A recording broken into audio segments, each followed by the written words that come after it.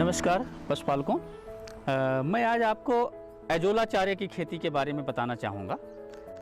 हमारे जो पशुधन है हमारा, वो सबसे बड़ा अर्थव्यवस्था में योगदान देता है और इस योगदान में हमारे जो लघु सीमांत कृषक हैं, जो भूमिहीन किसान हैं, ग्रामीण महिलाएं हैं, उनकी एक आय का मुख्य जो स्रोत है वो हमारा पशुधन है। मगर है क्या, जो हमारे पशुधन की जो उत्पादकता है वो बहुत ही कम है। ज़्यादातर हमारे किसान भाई हमारा हरा चारा, सूखा चारा और दाना पशुओं को देते हैं। कभी कभी तो ऐसा भी हो जाता है कि किसान भाई हमारे हरा चारा और जो दाने की जो कीमत आती है उसको नहीं खर्च कर पाते हैं क्योंकि उनकी आमदनी कम होती है। ऐसी स्थिति में हमारे उनके जो पशु हैं वो केवल सूखे चारे या हमारे जो भूसा है उस पर निर्भर करते हैं और ऐसी स्थिति में उनका स्वास्थ्य, पशुओं की उत्पादकता, साथ में किसान की आमदनी दोनों जो है प्रभावित होते हैं। तो इसको अगर हमको इसकी प्रभाव को कम करना है या अपने पशुपालकों की आमदनी को बढ़ाना है तो उसके लिए हमको दूसरे जो स्रोत हैं हरे चारे के, उनकी तरफ ध्यान देना होगा और उसमें से एक मुख्य हमारा स्रोत हो सकता है एजोला। एजोला जो है ये एक फर्न है, एजोला पिन्नाटा इसका नाम है। और जैसे हम किसान भाइयों ने देखा होगा कि धान की जो खेत होते हैं, धान के खेतों में एजोला को साथ में एल्गी, एजोला पिन्नाटा और एनाबिना एजोली, ये एल्गी दोनों मिल करके नाइट्रोजन फिक्सेशन का काम करते हैं। तो करीब 25 किलो नाइट्रोजन प्रति हेक्टेयर के हिसाब से वो स्थिरीकरण कर सकते हैं वायुमंडल से। तो ये जो एजोला है ये है क्या, ये एक फर्न है और पानी की सतह पर फ्री तैरता है। फ्री तैरता है इसका मतलब क्या है कि इसकी जड़ें इतनी लंबी नहीं होती हैं कि नीचे मिट्टी तक चली जाएं। तो नीचे जब मिट्टी तक नहीं जाती हैं तो इसको आराम से इसको हम निकाल करके पशुओं को अपने खिला भी सकते हैं। इसकी विशेषता ये है कि ये करीब इसमें प्रोटीन प्रचुर मात्रा में होती है, साथ में इसमें जो आवश्यक अमीनो एसिड्स हैं, खनिज हैं और विटामिन जैसे vitamin A, vitamin B, beta carotene, ये सब इसमें प्रचुर मात्रा में पाए जाते हैं। तो हमारे पशुओं के स्वास्थ्य पे बहुत अच्छा प्रभाव डालते हैं। तो किसान भाइयों, जो ये हमारा एजोला है इसको हमको उगाने के लिए करना क्या है कि इसके लिए सबसे पहले जो है उचित जगह का हमको इसमें चुनाव करना है। उचित जगह इसके लिए छायादार जगह होनी चाहिए, सीधे सूरज की रोशनी इसके ऊपर नहीं पड़नी चाहिए। सूरज की अगर रोशनी पड़ेगी तो इसकी जो सीधी रोशनी अगर पड़ेगी और ज़्यादा तापमान होगा तो क्या होता है, इसकी वृद्धि पर प्रतिकूल प्रभाव पड़ता है। तो ऐसी जगह में जगह का चुनाव करने के लिए हमको किसी छायादार जगह का चुनाव करना चाहिए। और उसके बाद में जब छायादार जगह, जहाँ जगह है उसका चुनाव जब कर लेते हैं तो उसमें हम एक गड्ढा बनाते हैं। गड्ढा बनाने के लिए क्या है कि करीब 1.5 मीटर चौड़ाई, गड्ढे की चौड़ाई जो है वो 1.5 मीटर करीब होनी चाहिए। 1.5 मीटर इसलिए क्योंकि हमको इसमें काम करने में सुविधा रहती है। और जो गड्ढे की गहराई है वो किसी भी हालत में 30 सेंटीमीटर से ज़्यादा नहीं होनी चाहिए। लंबाई के लिए किसी भी लंबाई का गड्ढा कर सकते हैं, मगर ज़्यादातर जैसे करीब 1.5 मीटर चौड़ा और 3 मीटर या 4 मीटर तक जो है लंबा गड्ढा ठीक रहता है। क्योंकि उससे ज़्यादा अगर गड्ढा लंबा हम करेंगे तो फिर इसका समतलीकरण और सारी चीज़ों में प्रभाव पड़ता है। तो जब हम गड्ढा इसमें कर लेते हैं करीब 30 सेंटीमीटर का, तो गड्ढे में अगर हमारे पास जो भी किसान भाइयों के पशुपालकों के पास जो संसाधन है उस हिसाब से हम जो है गड्ढे का निर्माण करेंगे। पक्का गड्ढा भी कर सकते हैं या कच्चा गड्ढा कर सकते हैं। अगर किसान भाइयों के पास संसाधन कम है, पैसों की थोड़ी कमी है, तो ऐसी स्थिति में कच्चे गड्ढे से भी काम चलाया जा सकता है। मगर कच्चा गड्ढा बनाने के बाद में फिर एक सिल्पोलीन नाम का एक परत आती है, उसको जो है हम सिल्पोलीन को उस कच्चे गड्ढे में बिछा लेते हैं। इसका बिछाने का मुख्य कारण यह है कि इससे जो है पानी का जो रिसाव होता है वो रुक जाता है। तो कच्चे गड्ढे के ऊपर इस सिल्पोलीन नाम की चीज़ जो बाजार में उपलब्ध है उसको हम लगा देंगे। तो एक चीज़ ध्यान रखना चाहिए कि जो हमारा गड्ढे की लंबाई, चौड़ाई और गहराई है उस हिसाब से करीब आधा मीटर ज़्यादा हमको सिल्पोलीन लेना चाहिए। क्योंकि जब आधा मीटर हम ज़्यादा लेंगे तो गड्ढे में बिछाने के साथ साथ में साइड में हम उसको अच्छे से दबा सकते हैं, जिससे कि हमारा जो पानी है वो ना बहे और उसके ऊपर मिट्टी वगैरह से दबा दें। इस तरह से हम एक कच्चा गड्ढा तैयार कर सकते हैं। और अगर हमारे पास अच्छी अगर पैसे की किसानों के पास में, पशुपालकों के पास है तो उसमें पक्का गड्ढा भी टैंक तैयार कर लेंगे। इसमें तैयार करने के बाद में एक चीज़ हमको ध्यान रखने की ज़रूरत है कि ये पूरा समतल होना चाहिए। ये नहीं कि एक तरफ नीचा है एक तरफ ऊंचा है, तो पूरी तरह समतलीकृत हमारा गड्ढा होना चाहिए। इस गड्ढे को तैयार करने के बाद में फिर इसमें हम करीब 3 किलो मिट्टी, भुरभुरी मिट्टी खेत की, वो हम बारीक पीस लेते हैं और पूरे टैंक में प्रति वर्ग मीटर के हिसाब से फैला देते हैं। मतलब 1 वर्ग मीटर के लिए 3 किलो मिट्टी खेत की बारीक पिसी हुई पूरे उसमें हम 1 वर्ग मीटर में फैला देते हैं। इसी तरह जितना भी हमारा गड्ढे का साइज बड़ा होगा उसी हिसाब से मिट्टी की मात्रा भी बढ़ती चली जाएगी। उसको फैलाने के बाद में फिर हम 1 किलो गोबर, कच्चा गोबर, और उसके साथ में करीब 7 ग्राम सिंगल सुपर फास्फेट, इन दोनों को हम मिलाते हैं, पानी में एक घोल तैयार कर लेते हैं और प्रति वर्ग मीटर के हिसाब से उसको हम फैला देते हैं। मतलब मेरा कहने का मतलब, अगर 1 वर्ग मीटर का हमारा गड्ढा है तो उसमें 7 ग्राम सिंगल सुपर फास्फेट और 1 किलो कच्चा गोबर, ये दोनों को मिला करके समान रूप से फैला देंगे। इसको फैलाने के बाद में फिर इस टैंक को हम भर लेते हैं। हमको टैंक को पानी से भरते वक्त एक चीज ध्यान रखने की जरूरत है कि पानी की जो गहराई है वो किसी भी हालत में 20 सेंटीमीटर से ज़्यादा नहीं हो, क्योंकि मैंने पहले ही बताया इसमें जड़ें जो होती हैं इसी एजोला की बहुत छोटी छोटी हैं, जैसा कि आप देख रहे हैं बहुत छोटी छोटी होती हैं। तो वो क्या होता है कि अगर हम ज़्यादा गहरा पानी भर देंगे तो उसमें आपका जो नीचे पोषक तत्व हैं वो इसको अच्छी तरीके से नहीं मिल पाएंगे। तो इसलिए पानी की गहराई ज़्यादा से ज़्यादा 20 सेंटीमीटर रखनी चाहिए।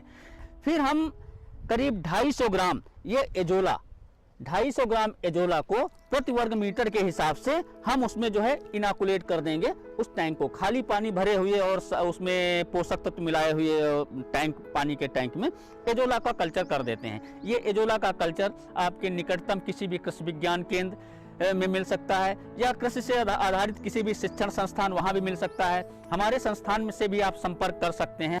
इसको भरने के बाद 10 से 15 दिन में पूरा एक पतली सी एक चटाई की तरह वो पानी में फैल जाता है। तो 10 से 15 दिन के बाद में हम ये कह सकते हैं कि 10 से 15 दिन के बाद में वो पशुओं के उपयोग के लिए तैयार हो जाता है। फिर हमको करना क्या है कि इसमें से जब ये 10 से 15 दिन के बाद पूरा एक चटाई की तरह तैयार हो जाए तो इसमें से हर 1 वर्ग मीटर से करीब 200 ग्राम एजोला, ताज़ा एजोला, और एक साफ पानी के अंदर हम उसको निकाल करके और पानी से अच्छी तरीके से धो लेते हैं। धोने की इसलिए जरूरत पड़ती है क्योंकि ये जो जड़ें हैं इसमें कुछ म्यूसिलस टाइप का पदार्थ रहता है, क्योंकि इसमें गोबर और मिट्टी डाली गई है तो उसकी भी थोड़ी स्मेल आ जाती है, दुर्गंध। कभी कभी पशु उसको फिर चाव से नहीं खाते हैं, तो इसको अच्छे से धो लेना। धोने के बाद में फिर अपने पशुओं को हम चाहे दाने के साथ में या इसको सीधे सीधे, क्योंकि अगर पहली बार हम पशुओं को खिला रहे हैं तो पशु थोड़ा खाने में उनको इच्छा अच्छी नहीं रहती है, तो उनको अच्छी तरीके से खा लें ऐसी इसके लिए हम दाने के साथ इसको मिला देते हैं। और दाने के साथ मिलाने के बाद में उनके सामने अगर रखेंगे तो वो खाएंगे। इस टैंक को रखरखाव के लिए कुछ हमको जरूर ध्यान रखना चाहिए। पहली बात तो टैंक को जो है हम छायादार जगह में रखें, बनाएं, और वहाँ पे पशुओं का जो भी कचरा होता है वो इकट्ठा नहीं होने दें आसपास उसके, क्योंकि गंदगी होने से फिर कीटाणुओं के होने की संभावना रहती है, तो वो नहीं रहने दें। पानी चेक करते रहें। एजोला की जो वृद्धि है वो जो हमारा वायुमंडल का जो तापमान है 20 से 30 डिग्री सेंटीग्रेड का जब होता है और जो वायु की नमी है वो करीब 85 से 90% जब होती है, उस स्थिति में एजोला अच्छी बढ़वार करता है। और एजोला टैंक में जब हम एजोला कल्चर कर देते हैं उसके बाद उसकी अच्छी बढ़वार के लिए 5 दिन के अंतराल पर उसमें 5 ग्राम सिंगल सुपर फास्फेट और 250 ग्राम कच्चा गोबर, इनको हम प्रति वर्ग मीटर के हिसाब से नियमित रूप से डालते रहते हैं। तो इसको करेंगे तो अच्छी हमको बढ़वार मिलेगी। उसके अलावा हम अगर एक टैंक की देखभाल करने के लिए क्या है कि 2-3 चीज़ों का बहुत ध्यान रखने की ज़रूरत है।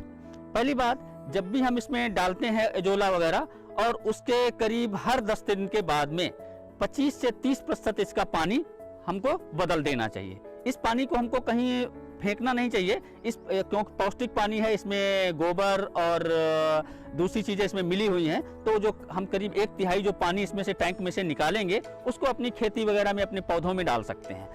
दूसरा क्या है कि करीब 1 महीने के अंतराल पे इसमें से 1 किलो जो अंदर का कचरा है, जो मिट्टी वगैरह हमने मिलाई थी, 1 किलो मिट्टी प्रति वर्ग मीटर के हिसाब से उस मटेरियल को निकाल करके, और इसको भी हमको इधर उधर नहीं फेंकना है, अपने कहीं पौधे हैं उस पे हमको डाल देना है। और हर 6 महीने के बाद में हमको इस पूरे टैंक को साफ कर लेना है, और टैंक को साफ करने के बाद में फिर नई तरीके से फिर इसमें कल्चर वगैरह करने, क्योंकि 6 महीने अगर हम इसमें लगातार करते रहेंगे तो उसमें फिर आपको अच्छी ग्रोथ नहीं मिलेगी। तो अच्छी बढ़वार के लिए हमको हर 6 महीने के बाद में इस पूरे टैंक को खाली करना है, और टैंक को खाली करने के बाद में जैसा मैंने पहले बताया आपको कि उसमें समुचित मात्रा में गोबर की खाद और आपका पानी, साथ में सिंगल सुपर फास्फेट, और अच्छी बढ़वार के लिए सूक्ष्म पोषक तत्वों का भी इसमें साथ में इसको इसमें डाल सकते हैं पानी के घोल में। तो इससे भी अच्छी बढ़वार आएगी, क्योंकि जो भी हम सूक्ष्म पोषक तत्व या और पोषक तत्व इसमें डालेंगे वो एजोला के द्वारा हमारे पशुओं को भी अंदर जाते हैं। तो हमारा अच्छा बढ़ा हुआ जो एजोला है, जो करीब 10 से 15 दिन में तैयार हो जाता है, वो उससे करीब 200 ग्राम एजोला प्रति वर्ग मीटर प्रतिदिन हम निकाल सकते हैं। मैं ये बता रहा था कि ये एजोला को जो उत्पादन करते हैं, कि जो खेती करते हैं, उसमें कुछ सावधानियां भी रखने की जरूरत है। पहली सावधानी तो यह है कि टैंक को अपने जो छायादार जगह है वहीं पे बनाएं, और साथ में क्या है, जो हमारा पशु बाड़ा है, पशुओं का बाड़ा है, कोशिश करें कि हमारी इसमें खर्चा कम आए। इसके लिए पशुबाड़े के पास में ही करना चाहिए, क्योंकि जब पशुबाड़ा के पास में हम टैंक बनाते हैं तो क्या होता है कि हम जब भी हमको थोड़ा टाइम मिल जाता है पशुओं के देखभाल का, साथ में हम इस एजोला के टैंक का भी देखभाल कर सकते हैं। दूसरी चीज़ है, ये हर हालत में समतल होना चाहिए टैंक।